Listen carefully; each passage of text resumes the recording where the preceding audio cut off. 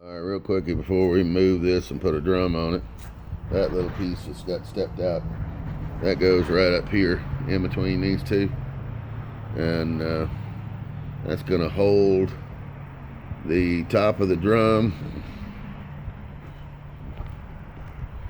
That fitting right there is going to be what we funnel into. That way there's no delay. That's what we're coming out of. The clear hose is going to be our level gauge. This is on the bottom of the tank here, and that is our water separator. That's how we're going to get the water out. That is going down on the ground. This is going to sit on top of that. The drum's going to sit in that cradle. Stops at that back board back right there. That board goes across after we get the drum in it, and that's what the filter is going to set on. So anyway, and by the way, guys, this is painted with, see, yeah, right here.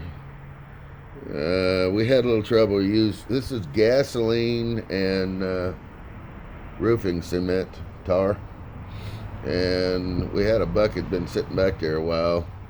We tried to use it, and it didn't break up very well. Some of it is already half cured, so anyway, that's why that didn't cover very good. But it'll cover good enough, and we can. That's really only a couple of places we had that problem. We're going to go ahead and stick it in use like it is. It'll protect it. But that's the way we protect a lot of this kind of stuff. All right, guys, there's the oil supply drum setup that we got. It's pretty cool.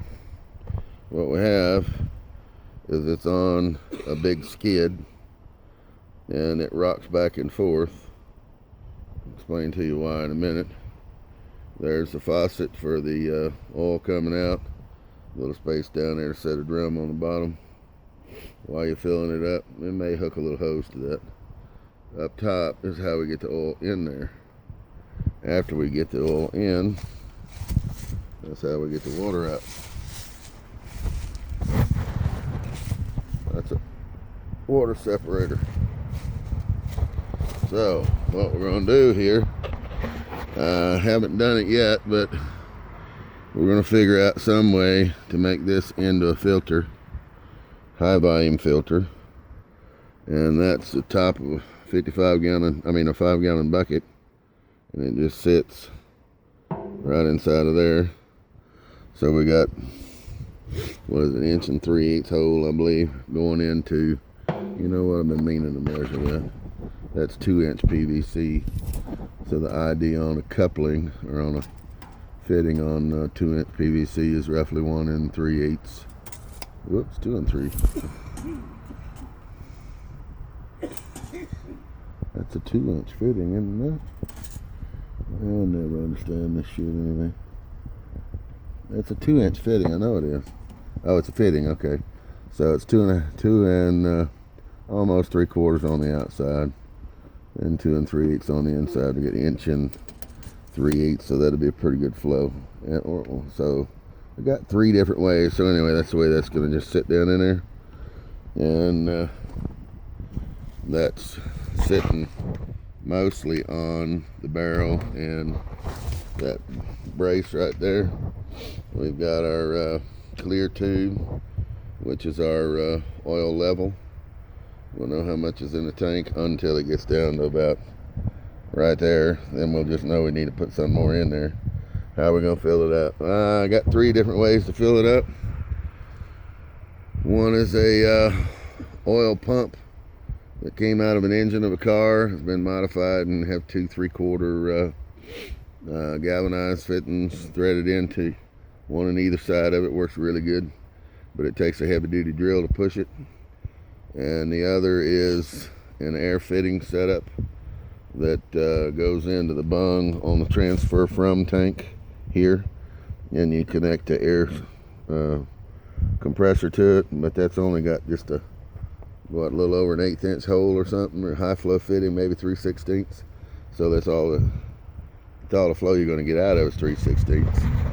So that is ridiculously large, but we don't want to be out here all day filling that up. So we've got the raft blowers, which is an Amtech Lamb vacuum cleaner motor, turn around backwards, or kinda, anyway. So that's what we're going to use, and it has a 3/4 stream of air coming out of it, about 3 psi, and that will be a little bit more than, so that's plenty. So all we have to do is get our filter rigged up in either that or a full 5 gallon, but it's going to be upside down. Then we can just take this off when we're done and put it out of the way. Take the 5 gallon bucket off, turn that upside down right there, and then we'll put a little plug in it, a 2-inch plug, and it's ready to go.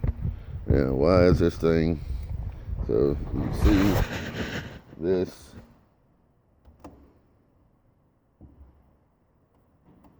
is on a rocker. There's a 2-piece of wood there.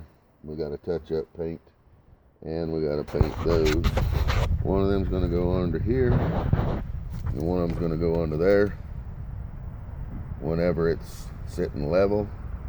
But as soon as we fill it up, we're going to tilt it to the back like that. That's going to throw the tank to the back. All the water is going to run right to the tail end. The water is going to displace the oil in that clear hose, and we're going to see the water in there. Then we're going to set a little bucket or something down there and drain the water out.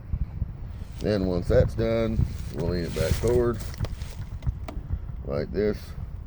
We'll take the 2 2x4, stick it underneath the back, and now it's in drain mode. So I don't know, a couple of ideas we came up with. We was just kind of doing a mind design, building it on the fly. Thought that was pretty cool, worked out pretty nice. And our oil burner is going to go right here, so from that to here we should have about 6 or 8, maybe 10 inches, depending on how this works out after we get it on the oil burner on the cart, where we can actually gravity feed out of there into our supply bucket for the burner, so we have a 55 gallon oil supply if we want. And anytime we want our burner to be portable, those are oil buckets and stuff like that. Anytime we want it to be portable, you shut that off, disconnect the hose, and that little yellow tidy cat with a green lid will be attached to the oil burner cart, which is going to be that old welding table that I built when I was, I don't know, 16, 17 years old. I'm going to modify that, and everything's going on there, so we can roll it around wherever we're working and have a decent amount of, well, incredible amount of heat. But anyway, got to do some work on that. That's our leaf picking up rig. Oh, all right. May do a separate video on the filter, and yeah, probably on the filter and the way we're gonna, 3 different ways you can move oil easily without hand pumping the crap. Well, yeah, keep an eye out for that. Just want to show you this little setup we got. I think it's pretty cool. What do y'all think? All right, well, like, comment, subscribe. You got any questions, give me a holler. I'll fill in the blanks for you. But that's pretty simple. It's just a galvanized close fitting, a T, and then a 3/4 faucet. That is 3/4, by the way. Then a 3/4 half reducer, and then a half reducer to barb. Some 1/2-inch ID clear tube. That is 2-inch threaded going in there with a little slip fitting, and a 2-inch 90. See this fitting right here? I have a metal version of that back here, 1/2-inch threaded. I cut the threads off and welded it on to the bottom of the tank. Whoops. Welded on the bottom of the tank, and then hooked that 1/2-inch hose up to it, to a 1/2-inch. That's actually a gas valve, but it doesn't matter. And there's another barb fitting on there.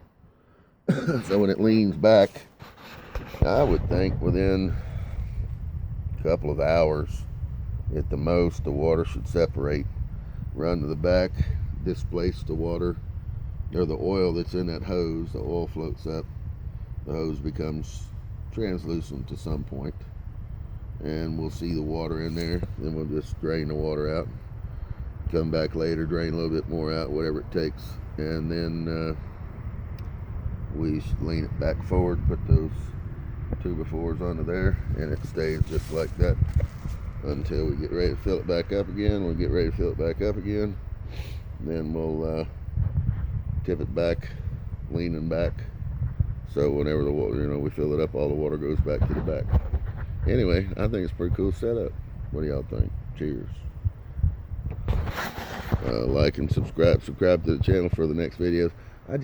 If I can't do a video without stopping to edit it, it usually doesn't get posted. Then it get posted out of order and all that. I'm doing my best here, but I'm trying to get some work done rather than versus trying to run a YouTube channel.